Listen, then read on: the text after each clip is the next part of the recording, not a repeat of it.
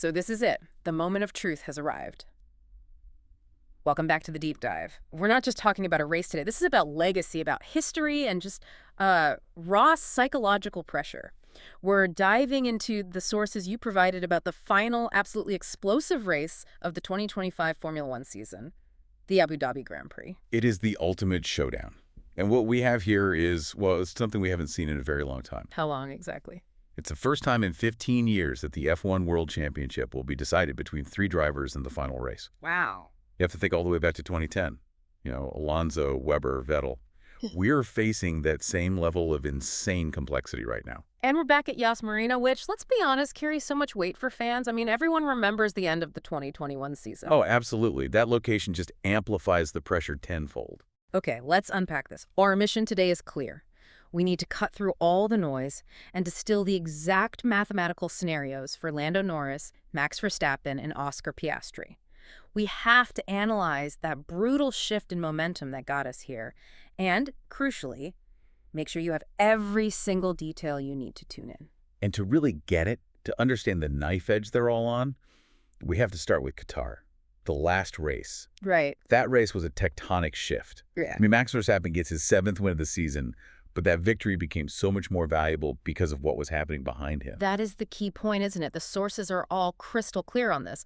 Verstappen's win was massively helped by what they're calling a crucial error in the strategy of McLaren. Exactly. And this wasn't just a small miscalculation. This is a strategic blunder that fundamentally reshaped the entire title fight. So what was it? Do we know? The specifics are a bit murky, but the consensus points to just a total failure in their tire strategy. Whether they misjudged the compounds or pitted at the wrong time. Whatever it was a lapse that let Max gain critical track position. A lapse that basically stole points directly from their own drivers? Directly. The damage was done. Oscar Piastri, he still finished 2nd, which is a great result. Yeah. But Lando Norris, the championship leader, he slipped all the way down to 4th. That single result let Verstappen close the gap so much that the whole season now hangs by a thread. It just proves, again, that Verstappen is this clinical opportunist. You give him an inch and he'll take the whole season. Which brings us right to Abu Dhabi. Despite everything, Lando Norris is still the leader. But that lead is fragile. How fragile are we talking? Norris leads Max Verstappen by only 12 points, and he leads his own teammate, Piastri, by 16. 12 points. With 25 on the table for a win, that is... that's nothing. It's the difference between champagne and complete disaster. It's everything. Okay, let's dive into the math then. This is the core of the whole weekend, the story everyone's following. What is the absolute minimum each of them needs to do to take the crown? Let's start with Lando Norris. He's the man leading, but he's also the man with all the pressure on his shoulders. Right. For him, it's actually the cleanest path, but it demands total focus. Norris just needs to finish on the podium, P3 or better, and he is the world champion. So if he gets 3rd place, it doesn't matter what Verstappen or Piastri do. It doesn't matter at all. If he's on that podium, the title is his. P3 or bust. That's his safety net. But, you know, a podium at Yas Marina is never a given. That track is notoriously difficult to overtake on. It is, which means the pressure on him during qualifying is just immense. If he starts, say, 6th or 7th, his margin for error is completely gone. Okay, so let's talk about Max Verstappen. What's his path? The sources say it's difficult. It's more than difficult. For Max, P1 is the only option. He must win the race. And winning alone isn't enough for him, right? He's relying on other people. What has to happen with Norris? So if Verstappen wins, he needs Lando Norris to finish in 4th place or worse. Okay. That's where the 12-point gap comes in. Exactly. If Max takes P1 for 25 points and Norris is P4 for 12, they actually finish level on points. So who wins then? Verstappen wins the championship. He'd have more race wins across the season.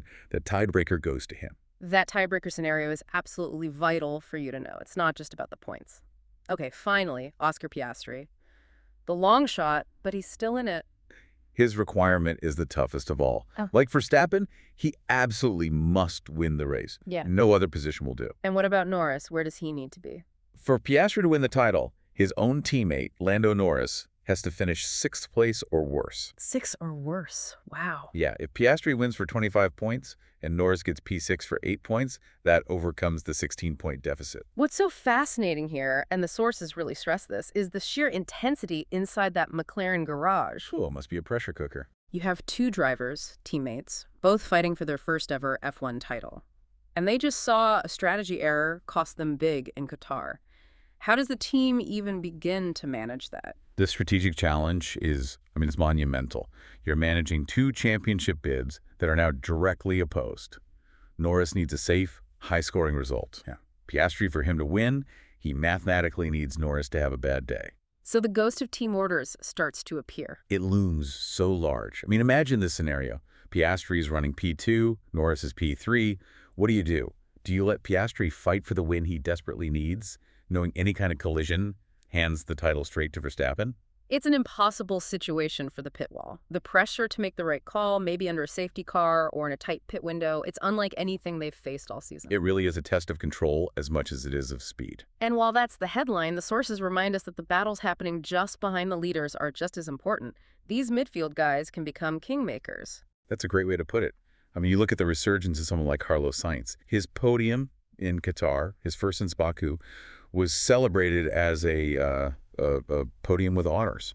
It was huge for him. And his fellow countryman, Fernando Alonso, just keeps delivering. He got 7th in Qatar, quietly effective, just, keeping himself right in that competitive midfield. And this is so important. These drivers, they're fighting for their own results, for money, for pride, but their performance has massive implications for the title. How so? Let's connect the dots for everyone listening. Okay, let's go back to the math. Remember, if Verstappen wins, he needs Norris to finish 4th or worse. Right. Well, what if Carlos Sainz or Fernando Alonso has a great race and they finish 4th? They physically push Norris down the order to 5th place. And if Norris finishes 5th, Verstappen, with that win, takes the championship. Exactly. So a strong run from Sainz isn't just a personal victory. It's potentially the one move that hands the title to Max Verstappen. The entire grid is tangled up in this. The chaos factor is off the charts. Every single overtake in the top 6 matters. Okay, so whether you're rooting for McLaren or hoping for a Verstappen charge, you need to know exactly when and where to watch. Let's get into the logistics. All right, the schedule is locked for December 2025. Practice is on Friday the 5th, qualifying is Saturday the 6th, and then the big one, the 58-lap race, is Sunday, December 7th. Let's focus on the Central European time schedule first, since that's the most detailed one in the sources.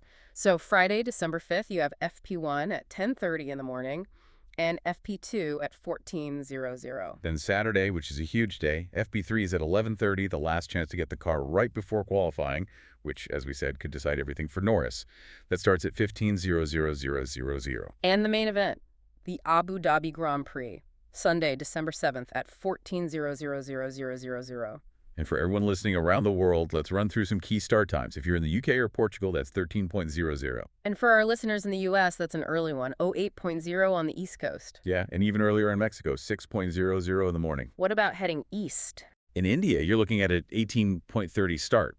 And for the really dedicated fans in Japan and Korea, the race begins at 22:00 at night.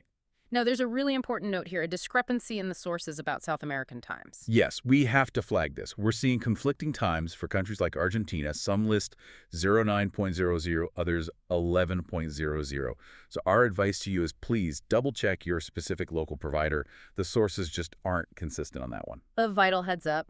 Finally, how can we watch all this unfold? Okay, viewing options. In Spain, it's exclusively on DZN F1. Across South America, you've got Star Action, ESPN, and FX Sports, depending on your region. And in the U.S., ESPN is the place to be. But there's a really interesting detail in here about digital access, about F1's own streaming service. Right. F1 TV Pro. It's a huge platform, and the sources confirm it's available in almost all those countries we mentioned, Mexico, the U.S., Argentina. But there's one big exception. Spain.